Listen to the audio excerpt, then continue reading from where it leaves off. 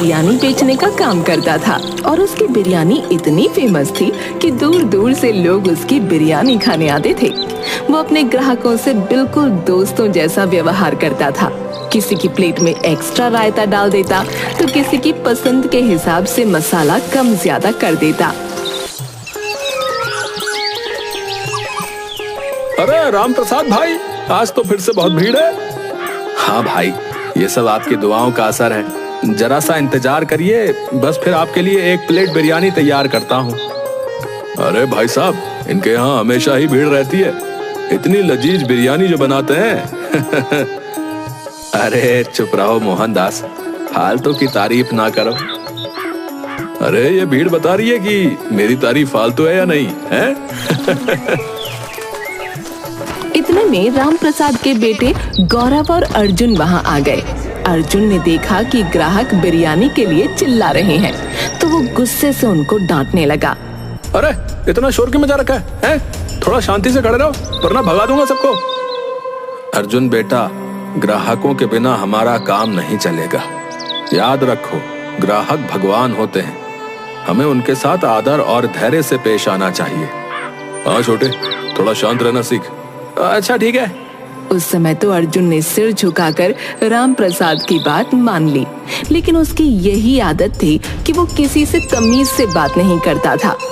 शाम को सब घर पहुँचे और गौरव ने मालिनी को अर्जुन के गुस्से वाली बात बताई। अरे अर्जुन, इतना गुस्सा क्यों दिखाते हो? तुम्हें देखकर तो लगता है तुम्हारे भीतर कोई शेर बैठा है। अरे भाभी, मैं तो बस शांति बनाए रखने की कोशिश कर रहा था। अर्जुन, तुम्हारी शांति बनाए रखने की कोशिश से तो मुझे डर लगता है। ऐसा ना हो कि कल को तुम सबको भगाकर खुद ही बिरयानी खाने लगो। गौरव की बात सुनकर सब हंस पड़े। पिताजी, आपने कभी सोचा है कि अगर अर्जुन ठेला संभालेगा तो सब ग्राहक भाग जाएंगे? हम सबको नया बिजनेस सोचना पड़ेगा। अरे बेटा, तुम भी ना, अर्जुन को थोड़ा समय दो, वो भी सीख जाएगा।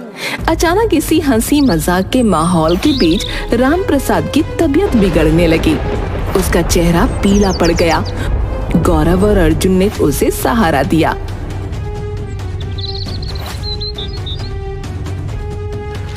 पिताजी, क्या हुआ? आप ठीक तो हो ना? बेटा, अचानक से दिल में दर्द हो रहा है। भाई, हमें डॉक्टर को बुलाना चाहिए। पिताजी, पानी पी लीजिए, हम डॉक्टर को बुलाते हैं। गौरव ने फौरन डॉक्टर को बुलाया। थोड़ी ही देर में डॉक्टर वहां पहुंच गया। डॉक्टर ने राम प्रसाद की जांच की और बताया, राम प्रसाद जी, आपको मिनी हार्ट अटैक आया है।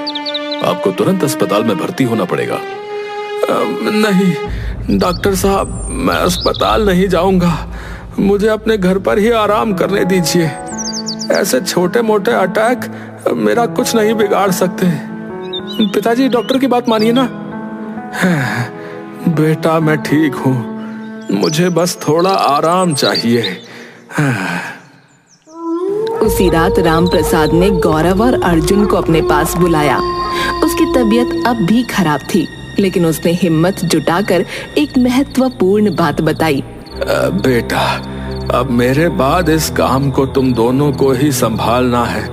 मेरी एक आखिरी इच्छा है कि मेरी बिरयानी की खास रेसिपी तुम्हारे हाथों में ही रहे। पिताजी, आप ऐसा क्यों कह रहे हैं? आपको कुछ नहीं होगा। बेटा, मेरी भी बात सुनो।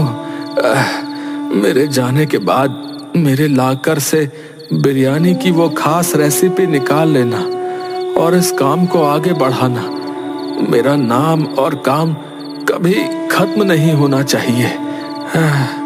पिताजी, ऐसा मत कहिए ना, हम सब आपके साथ हैं। अगली सुबह जब सब जागे तो देखा कि राम प्रसाद का देहांत हो चुका है। वो शांति से इस दुनिया को अलविदा कह चुका था।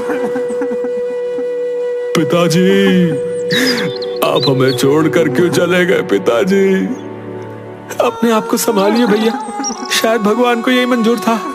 राम प्रसाद का अंतिम संस्कार किया गया। उसके परिवार के साथ साथ उसके ग्राहक भी बहुत दुखी थे और इसी वजह से उसके अंतिम संस्कार में बहुत भीड़ इकट्ठा हो गई थी। फिर अंतिम संस्कार के बाद गौरव ने अपने पिता की आखिरी इच्छा पूरी करने का फैसला किया। छोटे, अब हमें पिताजी की रेसिपी निकालनी चाहिए। ये उनका सपना था कि हम इस काम को आगे बढ़ाएं। ठीक है भैया, चलो देखते हैं। गौरव ने लॉकर खोला, लेकिन ये क्या, लॉकर तो खाली पड़ा था। ये देखकर गौरव हैरान रह गया। भैया, मैंने पहले ही वो रेसिपी निकाल ली थी। अब मैं इस बिजनेस को अकेले संभालूंगा। मुझे नहीं लगता कि हमें इस काम को साथ में करना चाहिए। अर्जुन, अब तुम ये क्या कह रहे हो? ये पिताजी का सपना था कि हम दोनों साथ मिलकर इस काम को आगे बढ़ाएं। ओ भैया, अब ये रेसिपी मेरी है, समझे? मैं इस बिजनेस को अकेले संभालूंगा और सारे पैसे भी अकेले ही कमाऊंगा। अर्जुन, तुम बहुत बड़ी गलती कर रहे हो। पिताजी ने तुम दोनों को मिलकर काम करने को कहा था। मुझे किसी की सलाह की जरूरत नहीं है, समझी? अब मैं अपने तरीके से काम करूंगा। गौरव और अर्जुन के बीच काफी बहस हुई और अंत में अर्जुन ने गौरव को धक्का दिया और रेसिपी लेकर वहां से चला गया। उसने अलग रहना शुरू कर दिया और राम प्रसाद की दुकान में ही बिरयानी बेचने लगा। अरे, मेरे पास अपने पिता की असली रेसिपी है, आइए और बिरयानी का असली स्वाद चखिए। हाँ। लोग अर्जुन और गौरव के बीच हुए इस झगड़े से हैरान थे। क्या तुमने सुना? अर्जुन और गौरव के बीच झगड़ा हो गया है। अब अर्जुन अकेले ही बिजनेस चला रहा है। हाँ, मैंने सुना। ये देखकर बड़ा दुख हुआ कि पिता के जाते ही दोनों भाइयों के बीच दरार आ गई है। गौरव ने बिना रेसिपी के ही अपने पिता की इच्छा पूरी करने का फैसला किया और एक नई दुकान खोली। हालांकि उसके पास ग्राहक नहीं आ रहे थे, क्योंकि असली रेसिपी तो अर्जुन के पास थी। पिताजी, मैं आपकी आखिरी इच्छा पूरी करने की कोशिश कर रहा हूँ, लेकिन ग्राहक नहीं आ रहे। मैं क्या करूं? गौरव, मुझे तुम्हारे इन हालातों का दुख है, पर क्या कर सकते हैं। पर मैं ये कह सकता हूं कि आज तुम्हारे पिताजी होते तो तुम पर गर्व करते। मोहनदास अंकल, क्या आप अर्जुन से बात कर सकते हैं? उसे समझाइए कि हम दोनों को साथ में काम करना चाहिए। अब ठीक है, मैं उससे बात करूंगा।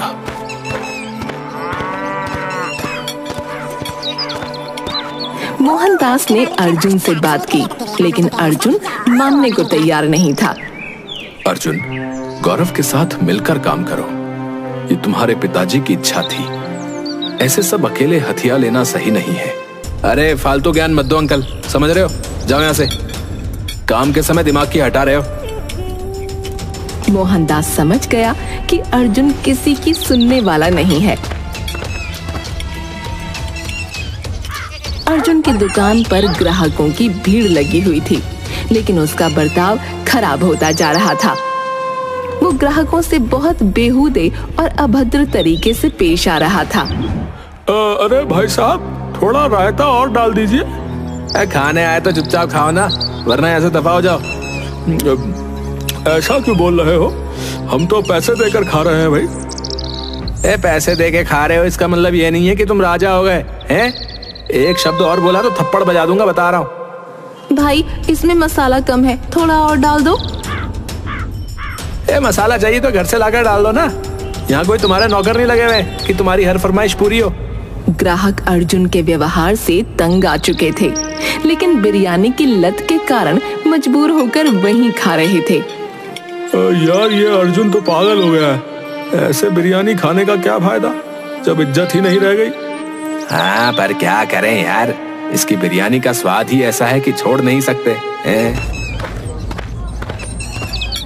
तुम लोग राम प्रसाद के बड़े बेटे गौरव की बिरयानी भी खा सकते हो। अरे, पर राम प्रसाद की बिरयानी की असली रेसिपी तो अर्जुन के पास है।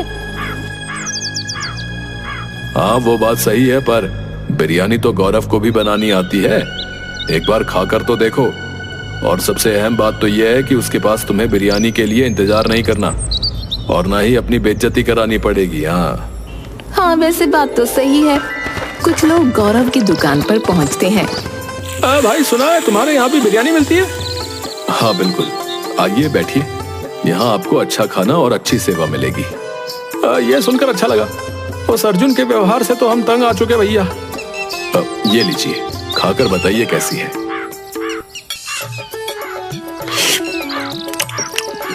अरे ये तो सेम वैसी ही बिरयानी है। तुमने तो बिना रेसिपी के कमाल कर दिया गौरव, है?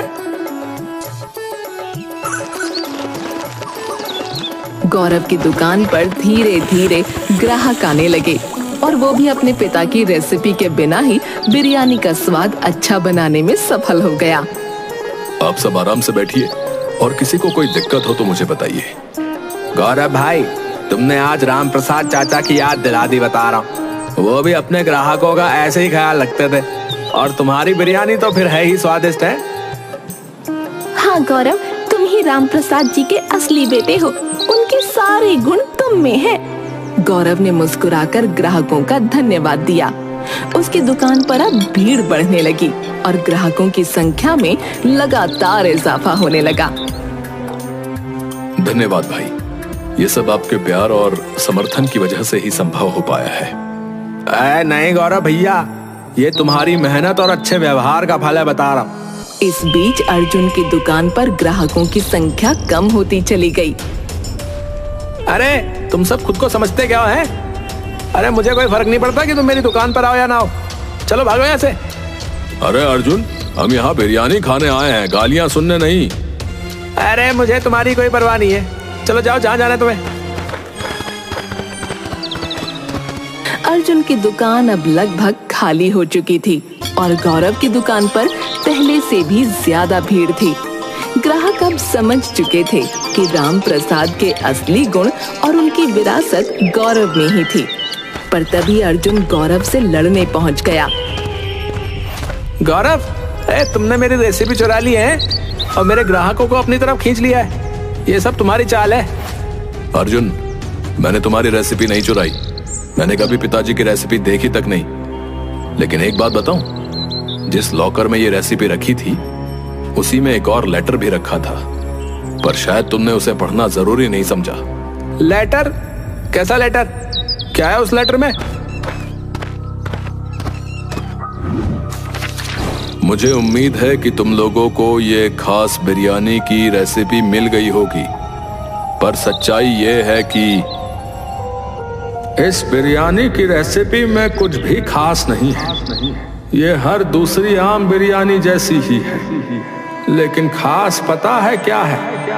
खास हमारा प्यार है, खास हमारी एकता है और हमारा दूसरों के प्रति व्यवहार है। इसलिए तुम दोनों भाई हमेशा मिलजुल कर रहना और दूसरों के साथ प्यार से पेश आना। भगवान ने चाहा तो तुम मुझसे भी ज्यादा तरक्की करोगे। गौरव लेटर पढ़ते पढ़ते रोने लगा था। उसको सुनकर अर्जुन की आंखों में भी आंसू आ गए थे। गौरव सही कह रहा है।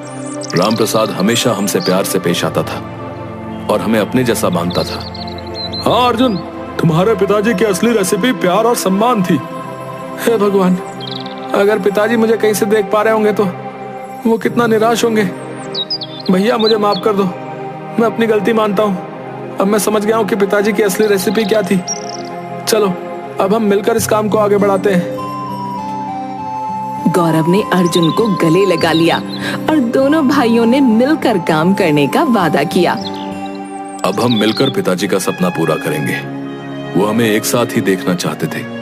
हाँ भैया, आपने सही कहा। अब हम दोनों मिलकर इस दुकान को और भी ऊंचाइयों तक पहुंचाएंगे।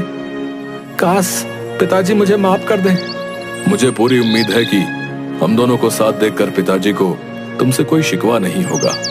लोगों ने ये देखकर खुशी जाहिर की और अब गौरव और अर्जुन की दुकान फिर से ग्राहकों से भरी रहने लगी। राम प्रसाद की असली रेसिपी प्यार और सम्मान ने दोनों भाइयों को एक साथ ला दिया और उनका बिजनेस फिर से फलने फूलने लगा।